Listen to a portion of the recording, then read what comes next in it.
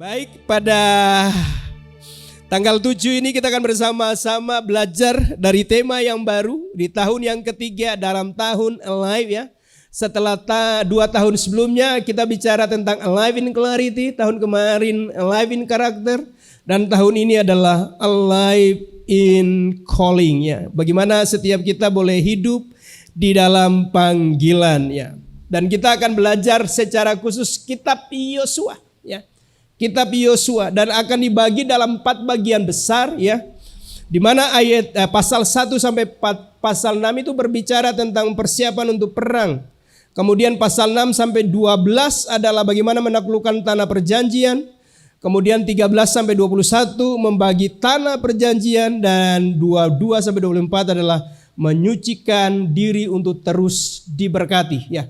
Dari bulan demi bulan ada 12 tema yang akan kita pelajari dari 4 hal besar ini. Dan kita akan memulai pada hari ini dengan lembaran yang baru, next chapter. Dan secara khusus saya ingin untuk pada hari ini bisa melihat terlebih dahulu sebelum bergerak di dalam membaca kitab Yosua, yaitu bagaimana beralih dari generasi Musa ke generasi Yosua ya. Jadi generasi Musa adalah generasi masa lalu, dan kemudian yang kita masuki ini adalah menjadi generasi Yosua. Katakan kiri kanan, menjadi generasi Yosua. Yuk, saya undang semua bangkit berdiri, kita akan membaca Yosua pasal 1 ayat 1 sampai 2. Kita akan baca karena hanya 2 ayat saja, kita akan baca secara bersama-sama. Yuk bangkit berdiri, 3, 2, 1. Sesudah Musa hamba Tuhan itu mati, berfirmanlah Tuhan kepada Yosua bin Nun, abdi Musa itu demikian, hambaku Musa telah mati, sebab itu bersiaplah sekarang, seberangilah sungai Yordan ini, engkau dan seluruh bangsa ini, menuju negeri yang akan kuberikan kepada mereka, kepada orang Israel itu. Dipersilakan duduk. Ayat pertama adalah suatu informasi bagaimana Musa ya, hamba Tuhan itu sudah mati saudara ya. Kemudian berfirmanlah Tuhan kepada Yosua bin Nun, abdi Musa itu. Jadi kita melihat Musa itu adalah pemimpin, dan Yosua itu adalah abdinya atau pembantunya Musa. Ya, itu di ayat yang pertama. Kita boleh melihat bahwa sepanjang perjalanan daripada Musa sebagai seorang pemimpin itu terlihat dari mana? Terlihat dari firman yang selalu datang kepadanya. Kalau kita buka ya dari mulai Keluaran, Imamat, Bilangan, Ulangan ya, 4 bagian daripada kitab Taurat itu akan selalu kita menemukan kalimat seperti ini. Lalu berfirmanlah Tuhan kepada Musa. Berfirmanlah Tuhan kepada Musa. Dan itu disampaikan berulang-ulang sebagai sebuah penanda bahwa Musa itu adalah pemimpin dan dia menerima dari Tuhan untuk kemudian dilanjutkan kepada Yosua. Dan selama Yosua dalam posisi sebagai abdi Musa itu, belum pernah kemudian ada kata-kata atau ungkapan seperti ini. Lalu berfirmanlah Tuhan kepada Yosua. Tidak. Nanti ketika peralihan kepemimpinan itu terjadi, maka Yosua menerima firman. Dan kemudian ayatnya yang kedua diberikan sebuah penegasan, hambaku Musa telah mati. Sebab itu bersiaplah sekarang, seberangilah sungai Yordan ini, engkau dan seluruh bangsa ini. Ada penekanan yang kuat dalam apa yang disampaikan oleh Tuhan tentang situasi daripada Yosua. Dia berkata bahwa hambaku Musa telah mati. Penegasan ini penting supaya Yosua yang dahulunya adalah hambanya Musa ya, kemudian beralih ke posisi sebagai hamba Tuhan. Dialah yang memimpin sekarang pergerakan. Kita tahu ya bahwa dalam setiap masa ada pemimpinnya. Dan setiap pemimpin ada masanya. Nah, masa kepemimpinan daripada Musa telah selesai. Yang sekarang adalah masa kepemimpinan Yosua. Tetapi Yosua perlu untuk move on ya, dari suatu posisi yang dahulunya hanya sekedar abdi daripada Musa. Karena Musa ini kan seorang yang begitu hebat sekali, seorang yang begitu luar biasa sekali. 40 tahun dia memimpin Israel. Bandingkan kalau Orde Lama aja 32 tahun, saudara. Pengaruhnya begitu luar biasa sekali. Ini 40 tahun. Dan orang inilah yang oleh Tuhan ya menurunkan hukum, saudara, kepada orang Israel. Melalui Musa inilah membawa bangsa Israel keluar dari Mesir dengan tanda-tanda heran, dengan mujizat yang begitu luar biasa. Maka dah gampang untuk kemudian Yosua mengambil alih kepemimpinan itu. Kenapa? Karena posisi daripada Musa yang begitu karismatik sekali, begitu penuh pengurapan sekali, begitu dipakai begitu luar biasa sekali, disertai dengan tanda-tanda heran. Bahkan belum pernah ada hamba Tuhan yang pemakaiannya begitu dahsyat, begitu hebat seperti Musa. Makanya perlu selalu kemudian Tuhan ingatkan, tegaskan, hambaku Musa telah mati. Sekalipun Musa seorang yang karismatik, seorang yang luar biasa, disertai tanda heran, itu udah mati, udah yang lalu. Nah demikian setiap kita, saudara.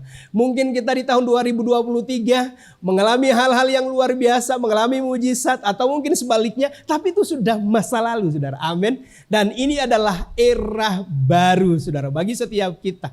Amin.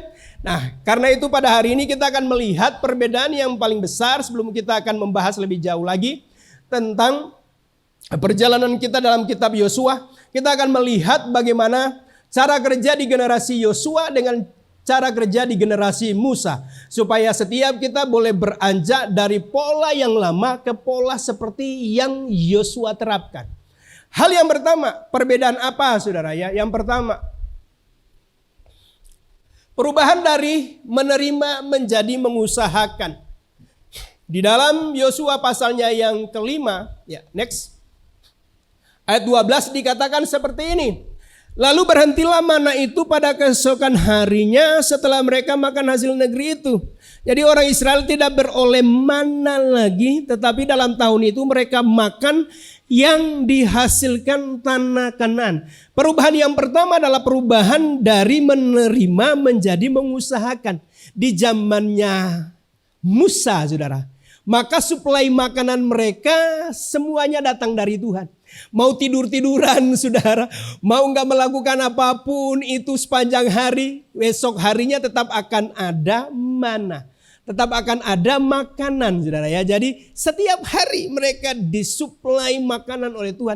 Bagi bangsa Israel yang penting bangun sebelum matahari terbit, saudara ya. Jadi harus bangun pagi-pagi untuk memungut sesuai dengan kebutuhan pada hari itu. Kecuali ya hari yang ke-6, saudara. Pada hari yang ke-6 harus memungut 2 kali lebih banyak. Karena hari ke-7 pada saat Sabat nggak akan turun mana, saudara ya. Tetapi di hari pertama, kedua sampai yang kelima ya cukup dalam sehari itu untuk kebutuhan hari itu dipungut, saudara. Kalau kemudian kelebihannya, kalau memungut lebih, saudara, mau disimpan akan berulat dan jadi busuk. Nah itu yang terjadi pada generasi Musa. Tetapi di generasi Yosua yang terjadi adalah bahwa mana itu berhenti. Dan orang Israel harus berubah dari sekedar menerima, saudara. Harus mengusahakan. Nah ini penting sekali. Kalau sudah mengusahakan maka kita bisa melihat bagian yang berikutnya adalah perubahan di dalam manajemen, saudara ya. Perubahan manajemen. Ya dari kehidupan yang saat mereka menerima kan tidak perlu adanya manajemen untuk kemudian harus disimpan berapa lama ya, harus diperhatikan mengenai kelembaban, mengenai suhu, mengenai gudang dan lain sebagainya. Enggak, saudara. Tapi begitu ke generasi Yosua, maka saat mereka beralih menjadi orang yang harus mengusahakan, manajemennya juga harus diatur. Manajemen mengenai apa? Mengenai bahan pangan terutama ya. Jadi harus bisa dilihat benih itu harus dicari benih yang unggul. Kapan waktunya untuk mencangkul, kapan waktunya untuk menanam, kapan waktunya untuk panen, kapan waktunya setelah panen.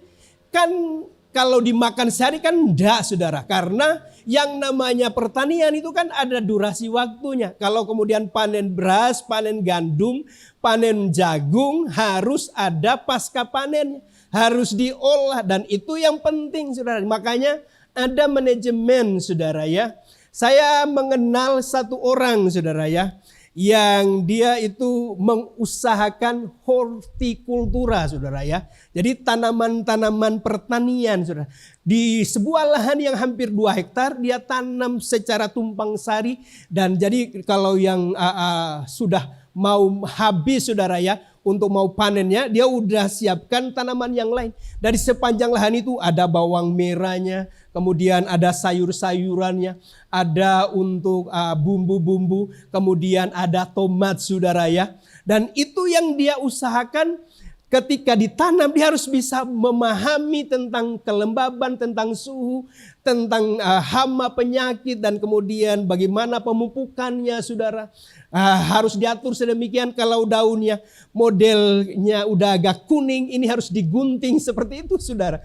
Dan dia menanam tanaman tomat saudara. Saya perhatikan bahwa orang ini memang skill sekali.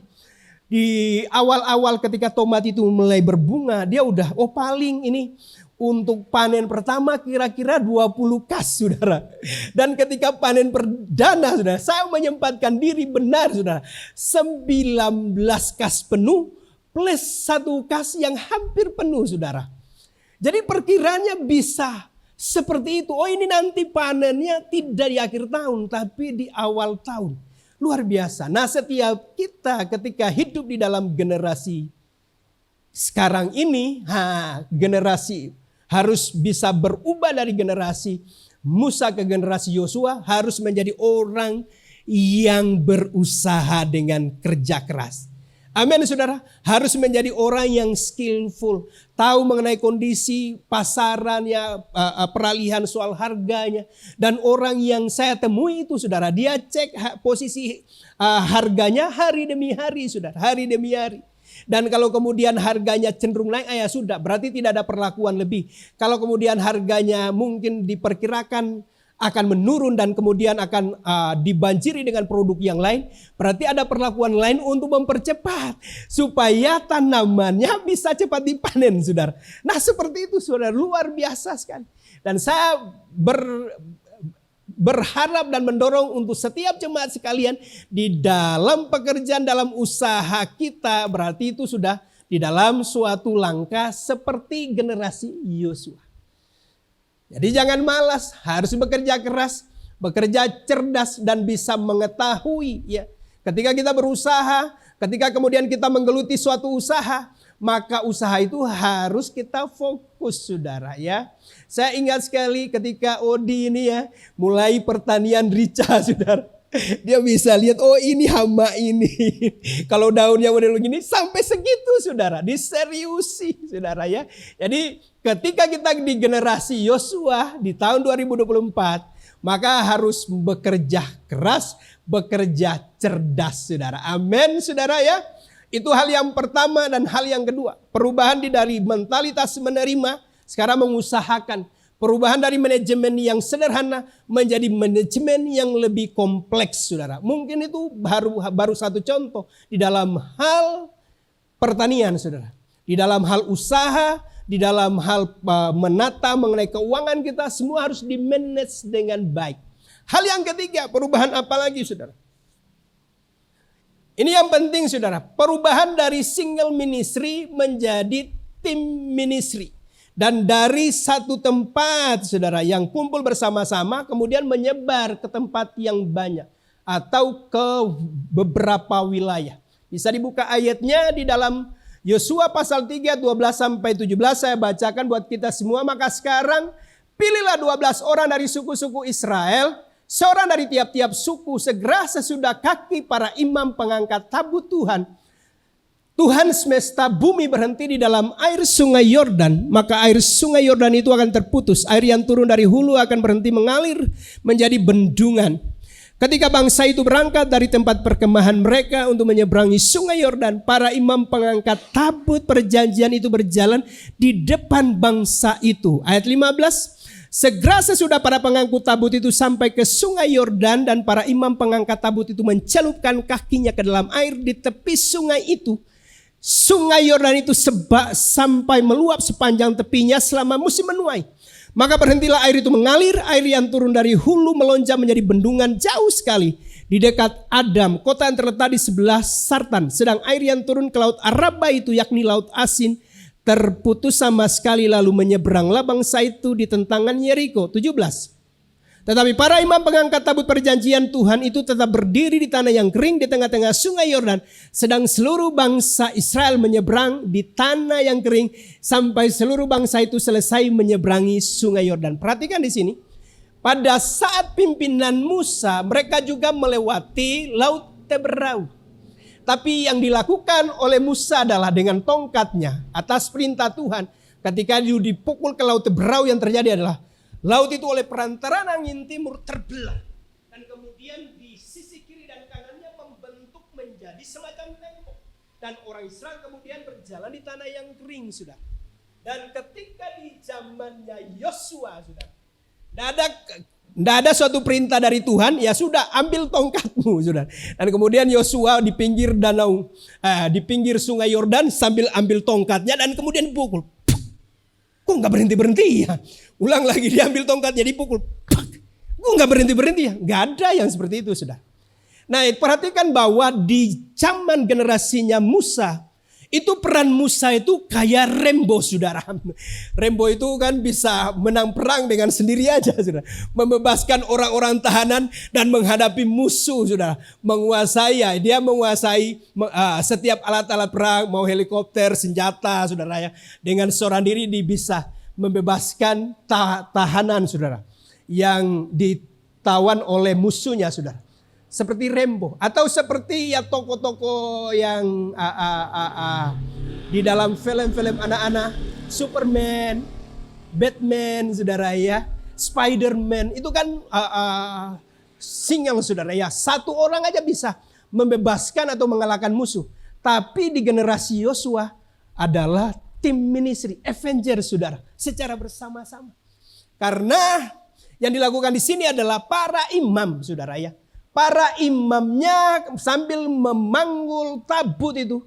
Kemudian saat kaki mereka melangkah di sungai Yordan itu, maka kemudian air itu berhenti. Jadi perbedaan besar, saudara, yang terjadi. Kalau Musa, ya dia seorang aja, saudara. Bayangkan untuk orang Israel aja untuk mau mendapatkan suatu ketika mereka ada persoalan, mereka menghadap Musa dari pagi sampai petang, saudara. Berbaris semuanya untuk mendapatkan suatu advis, saran, atau mungkin itu adalah firman atau ketetapan, keputusan dari seorang Musa. Makanya Musanya menjadi capek, orang Israel juga capek. Musa capek melayani seorang diri, orang Israel capek ngantri, saudara. Tetapi di generasi Yosua adalah tim ministry. Karena itu penting buat setiap kita ya untuk bergerak, saudara, tidak lagi harus semuanya back to the pastor. Amin, saudara. Tetapi bahwa pelayanan di gereja ini akan dikembangkan dengan pelayanan tim. Amin, saudara. Ada tim penggembalaan, ada pengurus, ada care group leader.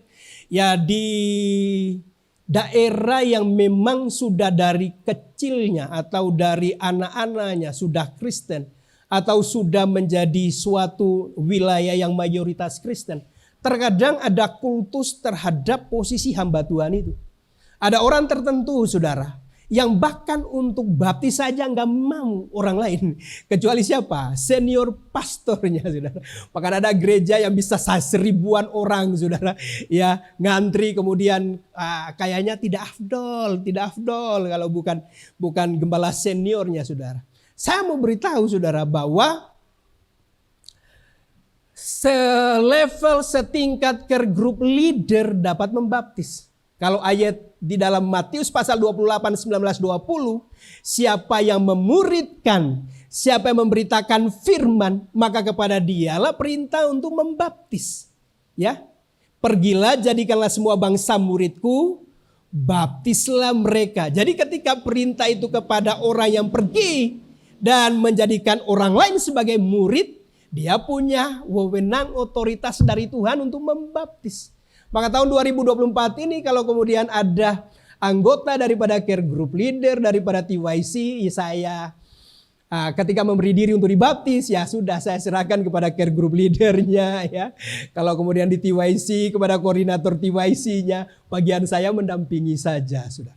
Nah demikian halnya dengan apa, saudara? Demikian halnya dengan ulang tahun, dengan orang yang sakit yang harusnya care group leadernya atau pengurus doa atau yang lainnya yang lebih dahulu. Kalau kemudian apa ya saya nanti menyusulnya, saudara ya, mendoakan. Kenapa? Karena pelayanannya semuanya tidak harus back to the pastor. Jadi harus afdol kalau kemudian itu dibaptis atau dilayani oleh care group leadernya. Sebab mereka juga adalah orang-orang yang diurapi. Amin saudara. Jadi tidak semuanya harus kemudian dilakukan oleh gembala saudara. Amin. Nah itu yang perlu untuk kita lakukan. Karena dari generasi yang dilakukan oleh Yosua, dia memangkat para pemimpin dan melalui para pemimpin itulah Sungai Yordan itu airnya berhenti mengalir. Itu hal yang ketiga saudara ya, hal yang ketiga. Kemudian hal yang keempat, perubahan dari melihat ke melangkah dengan iman. Di dalam Yosua pasal 1 ayatnya yang ketiga, dikatakan seperti ini. Setiap tempat yang akan diinjak oleh telapak kakimu, kuberikan kepada kamu. Seperti yang telah kujanjikan kepada Musa. Pada saat generasi Musa, saudara, bangsa Israel itu ketika membuat keputusan untuk berjalan atau berhenti, saudara, untuk berkemah atau harus melanjutkan perjalanan, harus melihat kepada tiang awan pada siang hari atau tiang api pada malam hari. Benar bahwa tiang awan pada siang hari itu sebagai suatu naungan daripada Tuhan di bawah terik matahari panasnya padang gurun, maka tiang awan itu menjadi tempat perteduhan. Saat malam hari, di padang gurun itu kan ekstrim sekali perbandingan suhunya. Kalau pada malam harinya begitu dingin sekali, maka tiang awan itu malam hari berubah menjadi tiang api. Untuk apa? Menghangatkan orang, sudah. Nah, orang Israel yang keluar dari Mesir itu bukan jumlah yang sedikit, saudara. Itu sama seperti ya kita ngajak penduduk kota Semarang, saudara ya. Yuk mari kita pergi keluar dari kota Semarang. Seperti itu, saudara. Nah, penduduknya kota Semarang itu kira-kira 3 juta. Orang Israel yang dihitung laki-laki yang bisa bertempur sekitaran 600. Belum perempuan, belum yang usia 20 tahun ke bawah sudah. Jadi diperkirakan jumlah mereka kira-kira plus minusnya 3 juta. Jadi bukan sebuah perkara yang mudah. Tetapi karena mereka bersama-sama dan ketika mereka mau berhenti atau ketika mereka mulai berjalan, itu cukup untuk melihat apa? Tiang awan dan tiang api. Mau mereka berhenti 1 minggu, kalau tiang apinya atau tiang awannya berhenti, tidak bergerak, berarti mereka mesti berkemah. Kalau kemudian tiang api atau tiang awannya bergerak, berarti mereka harus berangkat. Demikianlah, maka tiang api dan tiang awan itu menjadi penanda buat mereka. Jadi mereka harus selalu melihat. Tetapi pada saat generasi Yosua, tidak lagi demikian. Tidak ada lagi tiang awan, tidak ada lagi tiang api. Yang mereka lakukan adalah harus melangkah dengan iman. Penting buat setiap kita memang kalau ada orang bernubuat, menyampaikan sesuatu saudara yang merupakan penyataan daripada Tuhan. Tetapi kemudian jangan sampai sedikit-sedikit harus menunggu nubuatan saudara. Harus menunggu pernyataan, maka kita ini gak sehat secara iman saudara. Amin saudara. Jadi tidak menjadi orang yang secara kerohanian menjadi sehat. Kalau kemudian sedikit-sedikit harus tanya Tuhan. Ada bagian-bagian yang perlu memang di dalam situasi yang penting untuk menanyakan Tuhan di dalam tuntunan. Tetapi tidak semuanya karena Tuhan sudah kasih firman-Nya. Masa untuk pakai baju, saya mau pakai baju warna merah, putih, hijau. tanya Tuhan dulu. Wah, itu kan sesuatu hal yang sudah mengada-ngada, saudara. Kalau kemudian untuk hal yang seperti itu, kalau kemudian ya untuk rencana menikah, nanti mau menikah dengan siapa, ya itu harus dibawa di dalam doa. Butuh yang namanya tuntunan daripada Tuhan atau daripada firman. Tapi kalau kemudian sesuatu yang sudah bisa kita baca melalui firman, maka tidak perlu lagi, saudara. Ya, di zaman daripada Yosua, setiap tempat di mana engkau injak, maka akan diberikan. Maka perlu untuk melangkah dengan iman. Dari mana iman itu? Iman itu timbul daripada mendengar akan firman Tuhan. Jadi pada hari ini, saudara, sebelum kita melangkah di dalam membahas sepanjang tahun 2024 ini untuk kitab Yosua, perlu kita melihat cara kerja perbedaan yang cukup signifikan. Benar bahwa di generasi Musa begitu luar biasa, saudara. Tapi mentalitas dari menerima termasuk di dalam hal-hal yang rohani, di dalam firman. Maka untuk menjadi dewasa, kita tidak hanya kemudian menerima firman, sudah ada penuntunnya, saudara. Sudah ada kemudian renungannya. Kita tidak cukup untuk membawa kedewasaan rohani kita hanya dari renungan harian saja, saudara ya. Ya benar bahwa sepanjang 21 hari ini ada renungannya. Tapi saya mendorong untuk pada hari ini untuk setiap kita juga, mulai ketika membaca firman, cari ini bahasa aslinya apa sih? Dari sini kemudian Tuhan itu mau untuk saya lakukan apa sih? Tidak hanya kemudian kita baca atau mendengar daripada pendeta atau kemudian di care group leader, ya kita mendengar arahan dari care group leadernya. Saatnya untuk setiap kita bisa menjadi orang-orang yang dapat menggali, mengupayakan akan firman itu. Sehingga dari situ akan membuat kita bisa melangkah dalam tuntunan firman itu yang memungkinkan iman itu timbul. Sehingga di dalam perjalanan kehidupan kita tidak lagi ya seperti Gideon ya. Kalau kemudian aku mau menyerang musuh, aku perlu tunggu Tuhan. Ya, yang bagian ini kering, yang bagian ini basah, saudara ya. Tiba-tiba kemudian Tuhan buat seperti permintaan daripada Gideon, ya yang ini kering, kemudian yang ini basah. Gak cukup yakin dengan itu. Tuhan kalau sebaliknya, yang kemarinnya basah sekarang jadi kering, yang kemarinnya kering sekarang jadi basah. Dan Tuhan buat yang seperti itu. Ya bisa saja, saudara. Kalau kemudian ada kebimbangan atau keraguan, tapi saya mendorong untuk setiap kita pada tahun 2024 ini menjadi orang-orang yang melangkah dengan iman. Amin, saudara, melangkah dengan iman. Dan itu penting karena tidak selamanya Tuhan menuntun dengan sesuatu yang dapat kita dengar audible, atau jangan kemudian sedikit-sedikit harus nubuatan, sedikit-sedikit harus pernyataan dari seorang nabi atau nabia, atau sedikit-sedikit kemudian kita coba tanya kepada orang yang lebih senior. Dan ini saatnya untuk mendewasakan kerohanian kita. Jadi 4 hal yang menjadi perbedaan yang besar dari generasi Musa dengan generasi Yosua. Musa dari sekedar menerima, Yosua adalah mengusahakan. Di generasi Musa manajemennya manajemen yang sederhana, sementara di generasinya Yosua harus memanage dengan baik.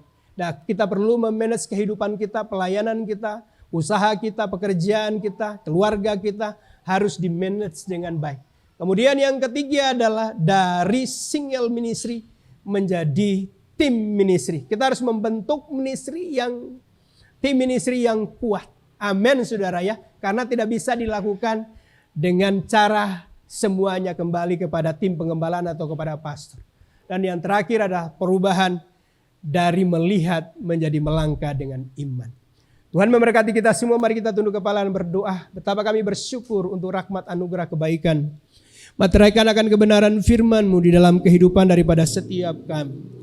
Kami sudah memasuki tahun 2024. Sepanjang tahun 2024 ini kami akan membahas tentang kitab Yosua. Dan biar kiranya kami sebagaimana di generasi yang Yosua lakukan, kami melakukannya seperti itu Tuhan. Kami akan mengembangkan suatu kehidupan Tuhan, pelayanan yang bersama-sama dalam sebuah tim. Kami akan melangkah dengan iman dan memanage segala sesuatunya dengan baik. Dan kami menjadi orang-orang yang akan mengupayakan Tuhan setiap hal di dalam kehidupan kami. Baik dalam usaha kami, dalam pekerjaan kami, di dalam pelayanan kami, bahkan di dalam keluarga dan di dalam Tuhan keuangan ekonomi kami. Terima kasih Tuhan, materaikan kebenaran firman sebagai penuntun di dalam kehidupan kami Tuhan sepanjang tahun 2024. Di dalam nama Tuhan Yesus yang diberkati dengan firman Tuhan bersama katakan, amin.